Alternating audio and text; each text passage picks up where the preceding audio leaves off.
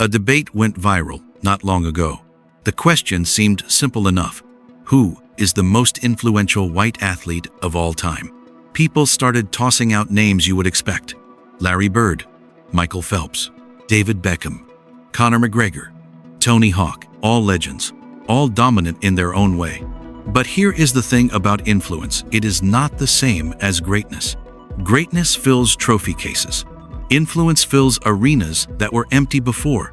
It changes what people watch, where money flows, which leagues get taken seriously, and which names suddenly land in conversations they were never part of. So, when someone in that debate dropped one name, a name still building her resume, the entire room went quiet. Not because it was controversial, because nobody could actually argue against it. The legends had history. She had something harder to ignore. Proof that the world around her sport had already shifted. And the wildest part? She is barely getting started. Before we get to her, though, you need to understand why every other answer, no matter how legendary, fell short once the real criteria came into focus. Because this was never about who was the best. It was about who changed the most. Michael Phelps is always the first name people reach for. And honestly, it makes sense on the surface. 3. The 2024 WNBA Rookie of the Year averaged 11.6 points and 6.4 assists per game. Wait, wrong athlete. Let us talk Phelps. 23 Olympic gold medals, the most decorated Olympian in history. A swimmer so dominant he stopped looking human in the water. But here is where that case cracks. Phelps made people don't forget to subscribe and turn on the notification bell so you never miss a video. Respect swimming. He did not make the country reorganize itself around swimming. Pools are not on every corner. Access is uneven. You can admire a swimmer from your couch, but the barrier to entry means admiration rarely turns into imitation. Fame? Absolutely. Structural change to the sports landscape? Not quite. David Beckham had a completely different kind of argument. You did not need to care about soccer to know who he was. He crossed into fashion, tabloids, pop culture. The man transcended his sport. But here is the gap nobody likes to talk about. Beckham was a global phenomenon. But soccer did not suddenly take over America because he showed up. His fame was undeniable. The lasting structural effect on American sports culture was smaller than the headlines suggested. Larry Bird is where the debate gets more interesting. He helped save the NBA. That is not an exaggeration. The rivalry with Magic Johnson gave the league a heartbeat at a time when it was flatlined. Bird brought legitimacy, edge, and one of the most iconic competitive dynamics basketball has ever seen. But admiration and imitation are not always the same thing. Bird was revered. He was feared. He was essential. But he did not quite create a generation of kids trying to become him the way other stars did. Conor McGregor made press conferences feel like pay-per-view events. He pulled in millions of viewers who had zero relationship with MMA. For a stretch, he was bigger than the sport he represented. But the problem is sustainability. His impact was explosive, not all-encompassing.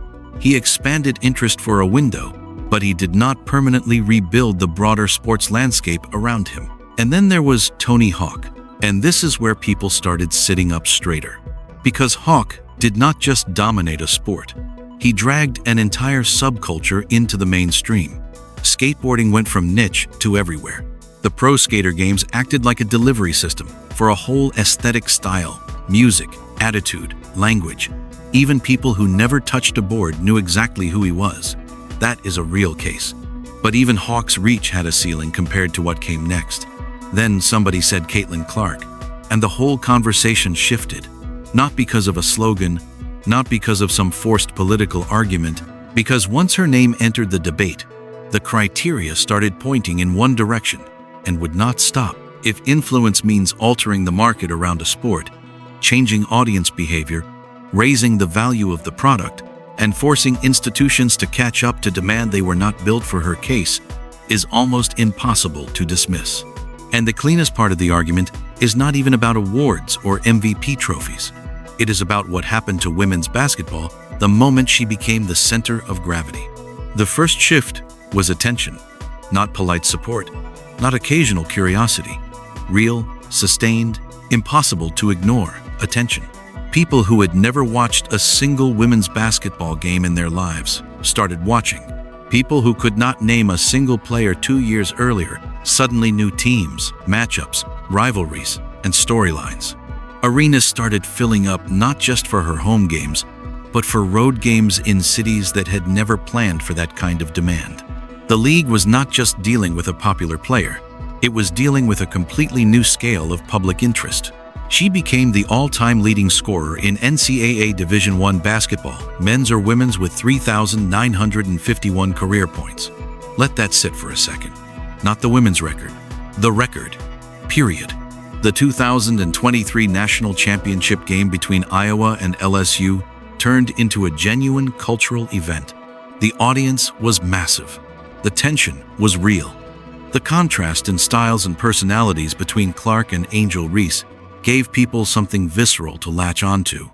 That moment mattered. But even before that game became a national flashpoint, Clark was already pulling people in.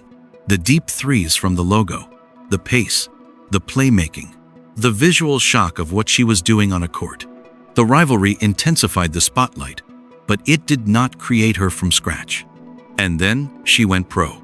The 2024 WNBA draft drew over 2 million viewers. Think about that. A women's basketball draft pulling NFL-level attention. That was not normal. That had never happened. And it was only the beginning. Because what followed her arrival in the WNBA was not just a bump in interest. It was an earthquake that restructured the entire business model of the league. And that is where her case separates from every other name in this debate. Here is where the argument moves from narrative to hard evidence. Because the numbers behind the Caitlin Clark effect are not just impressive, they are historic. 13. Through 56 nationally televised games in 2025, the WNBA averaged 794,000 viewers, a 21% jump from 2024's full season average. 13. Fever games continued to dominate, pulling 1.26 million viewers on average, while non-fever broadcasts were up 37% from the previous year, averaging 549,000 viewers across 37 games. 11. The 25 WNBA regular season broadcasts across ESPN in 2025 were the most watched on the platform in nearly 30 years, averaging 1.3 million viewers, up 6% from the prior season. And it was not just eyeballs on screens, it was bodies in seats. During the 2024 season, roughly 400,000 fans attended games in May alone, the highest attended opening month in 26 years. Over half of all WNBA games were sellouts. Indiana Fever home game attendance averaged over 17,000 fans across 20 home games, more than the Indiana Pacers pulled in the NBA while sharing the same arena. Then came the television deals. 13. New $2.2 billion media rights agreements are set to begin in 2026, more than triple the previous agreement's yearly revenue. That did not happen in a vacuum. That happened because a 22-year-old guard from Iowa made tens of millions of people care about something they had been ignoring for decades. Sports betting handles for the WNBA surged alongside everything else. ESPN Bet reported a 150% increase. BetMGM saw a 108% rise. When the gambling industry notices, you know the attention is real and the money is following. Her jersey was the best-selling in the WNBA and the second best-selling across all of North American basketball, behind only Steph Curry. Let that register. Not behind LeBron, not behind Giannis, behind only Curry.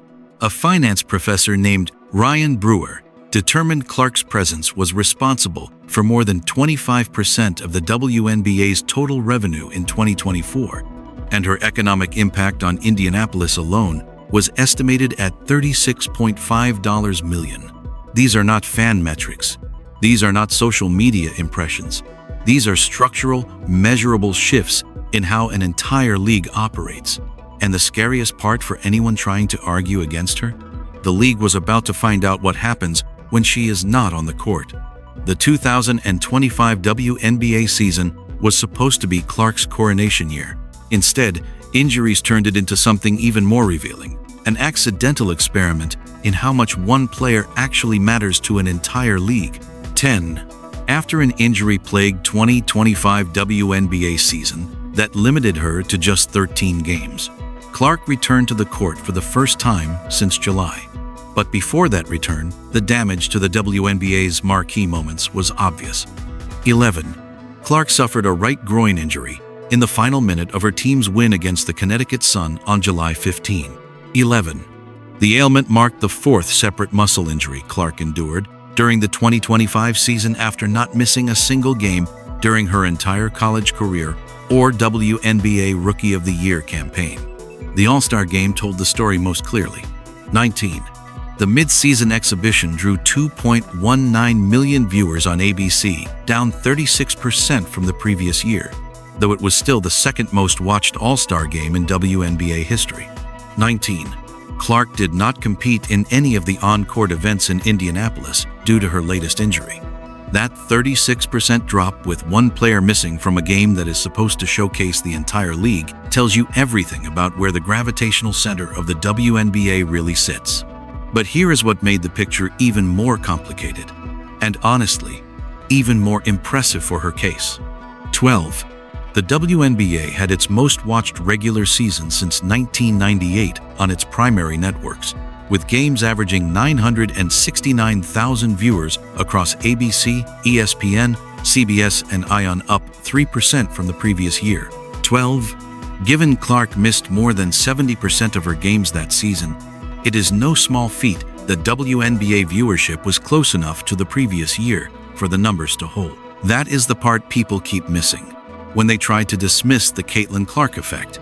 Yes, viewership dipped for her specific showcase moments, but the broader audience she helped build did not vanish. 14. Non-fever games still saw a viewership bump up nearly 15% compared to the prior season on ION. The infrastructure of attention she created stayed behind even when she was not on the court. That is not just popularity. That is legacy in real time. She opened a door, and the people who walked through it did not leave just because she stepped away. That is the difference between being a star and being an engine. Stars fade when they are off the screen. Engines build systems that keep running. And the system she helped build was about to get a financial upgrade nobody saw coming. If there is one section of this story that separates Caitlin Clark from every other name in this debate, it is the money. Because influence is not just about eyeballs. It is about what those eyeballs are worth and how the entire business ecosystem reorganizes once the money starts flowing. 31. Under the new CBA, the salary cap will start at $7 million, up from $1.5 million in 2025, with the Supermax starting at $1.4 million, up from $249,244. The average salary will be around $600,000, with the minimum salary surpassing $300,000. Read that again. 33. The minimum salary in 2026 will be higher than the Supermax salary in 2025. That is not incremental progress. 33. The 2026 salary cap represents a 364% increase from 2025. That is a paradigm shift. Clark herself acknowledged the magnitude. 31. What we just accomplished is going to change the lives of so many players, she said. 31. She added that players like her would be the ones who feel the change the most, and that making sure every player felt the impact was the goal from the beginning. Off the court, her own financial story reads like a blueprint for what a female athlete's earning power can look like in 2026. 21. Nike's signature launch is tied to Clark's 8-year, $28 million endorsement contract signed in 2024. 23. Her first signature shoe and apparel collection will debut in 2026. 21. According to industry leaks, Clark's first signature model, the CC1, is set to launch during the holiday 2026 season. 29. Industry experts believe this could spark a revolution in female athlete endorsements, with some predicting Clark's line could grow into a $150 million franchise. 21. Despite earning just over $100,000 in WNBA salary, She pulled in an estimated $16.1 million in 2025, with most coming from endorsements. That gap between her on-court salary and her off-court earnings is not just a fun stat. It is a living, breathing argument for why the new CBA had to happen. When a player generates hundreds of millions in value and gets paid a fraction of that, the system is broken. Clark became the most visible proof of that imbalance. The league is also expanding. 37. In April, the league is scheduled to hold an expansion draft for new franchises in Portland and Toronto. 33. The league currently has more than $2.2 billion in broadcasting deals. And with 6 expansion teams joining from 2025 to 2030, the WNBA has brought in $925 million in expansion fees. Whether every single one of those financial shifts belongs to Clark alone is not the point. The point is that her arrival concentrated energy around the sport so intensely that the entire financial ecosystem started moving. And that is not hype, that is structural change you can measure in billions. If you think this rise happened without resistance, you have not been paying attention. Because for every record Clark broke, there was a headline trying to reframe the story. The biggest flashpoint was the 2024 Olympic snub.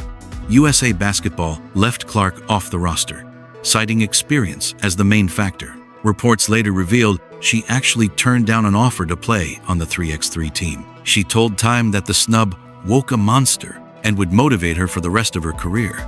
The proof was in the performance. Her scoring average jumped from 17.1 points per game before the Olympic break to 23.1 after it, and she helped the Fever reach the playoffs for the first time since 2016. When someone tells you rejection fueled them, you usually take it with a grain of salt. When the numbers back it up that dramatically, you just nod. Then there was the physicality. Clark got knocked around hard. Marina Mabrey shoved her to the ground in a heated on-court altercation, receiving only a technical foul. Critics called for harsher consequences. The Dijonai-Carrington eye poke incident during the 2024 playoffs became a massive flashpoint, splitting the fan base and dominating sports media for days. The conversation quickly moved beyond basketball and into territory that made everyone uncomfortable, which brings up the racial dimension, something the debate did not ignore, even though many wished it would go away. Observers like The Athletic's Jim Trotter pointed out that Clark's appeal to a wider audience is partly tied to her being white, straight, and from the U.S. heartland, in contrast to many WNBA players.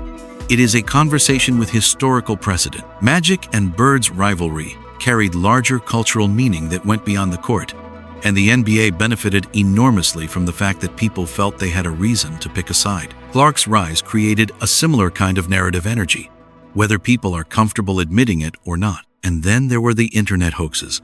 False rumors spread that Clark had filed lawsuits against ESPN personalities and fellow players, completely fabricated. On the more serious end, a Texas man was convicted of felony stalking and sentenced to 2.5 years in prison for sending hundreds of threatening messages to her. The noise around Clark is loud. The controversies are real. The misrepresentations are constant. But strip all of that away, and there is still a player whose game forces people to stop and watch. And that game just announced itself on the world stage in a way nobody could ignore. 8 months. That is how long Caitlin Clark went without playing competitive basketball. 8 months of rehab, doubt, and endless speculation about whether her body could hold up. And then she showed up in Puerto Rico wearing a Team USA jersey and reminded everyone exactly why this debate exists. 9. Clark made a statement with her first showing on the court after an 8-month hiatus due to injury. 2. She was named the MVP of the United States qualifying tournament for the FIBA Women's World Cup after helping lead the Americans to a 5-0 record. 7. For the tournament, Clark averaged 11.6 points and 6.4 assists on 52.9% shooting from the field, including 40% from three-point range, en route to MVP honors. 7. She led both Team USA and the tournament in assists. For someone who had not touched a competitive court since July, those are not comeback numbers. Those are statement numbers. 4. Clark took USA to a 5-0 clean sweep and impressed with her guard play as she returned to wearing a national team jersey for the first time since being MVP at the FIBA U19 Women's Basketball World Cup in 2021. 8. It is the second MVP award for Clark on the world stage. She received the honor when she was part of the FIBA U19 Women's Basketball World Cup in 2021. 2. The United States participated in one of 4 qualifying tournaments and went 5-0 with a 2-1-0 point differential, defeating Italy, Spain, host Puerto Rico, Senegal, and New Zealand. Dominant does not begin to cover it. The significance of this goes beyond stats. There were real questions about Clark's durability heading into 2026. 4 separate muscle injuries in one season had people wondering whether her style of play was sustainable at the professional level.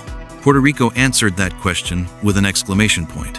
She looked sharp, controlled, and completely locked in the kind of performance that does not come from rest alone, but from someone who spent 8 months preparing for exactly this moment.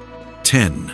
The 2026 FIBA Women's World Cup is set for September in Berlin, where Team USA will chase its 12th title.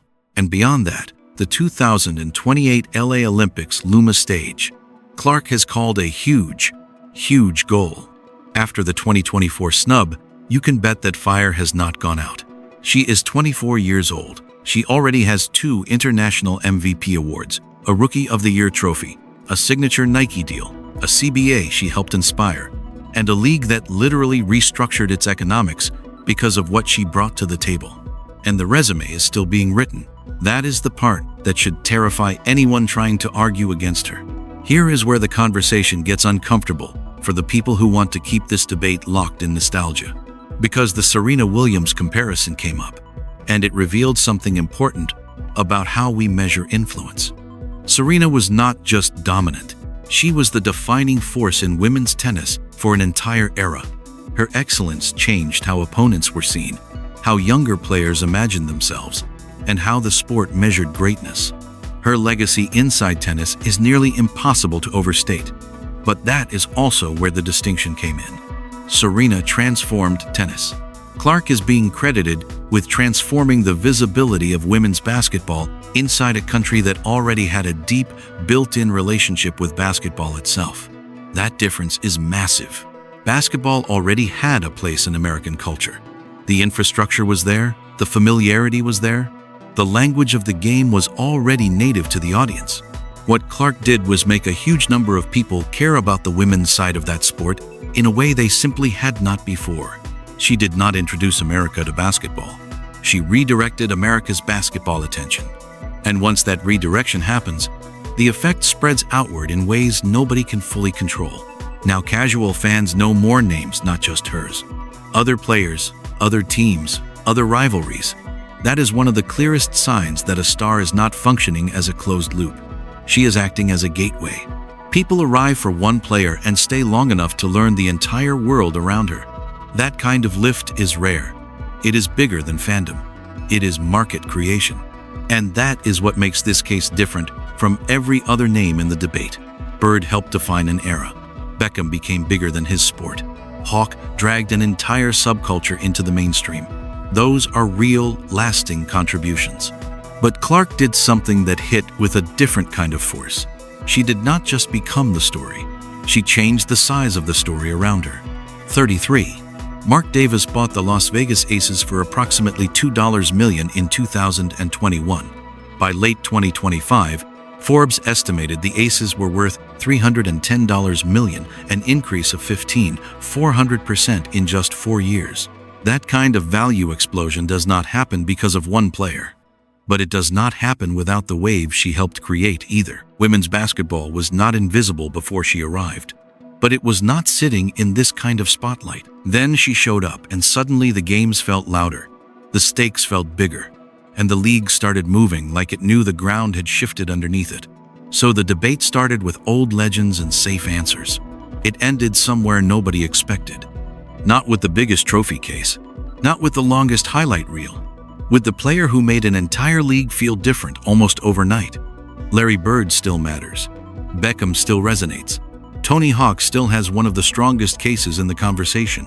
But if the question is which white athlete most dramatically changed the ecosystem around their sport, created new demand, raised the value of the league, expanded the audience, forced a new CBA, and made the wider culture learn names it had been ignoring for decades, the answer keeps landing in the same place.